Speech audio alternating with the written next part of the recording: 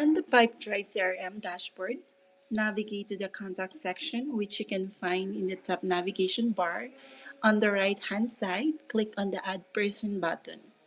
Now, to send an email to a list, make sure to check the box under Marketing Status at the bottom. Once you have selected, click on Send Group Email. Inside the email composer, you will see an option where you can choose recipients.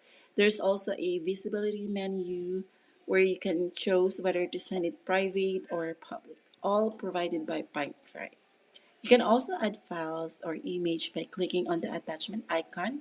You can add links by highlighting text and clicking on the link icon. Once everything is set, review your email, and when you're ready to send,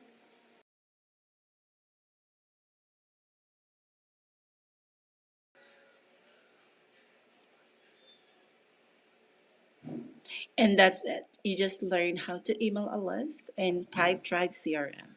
If you found this tutorial helpful, don't forget to like, share, and subscribe. Thanks for watching.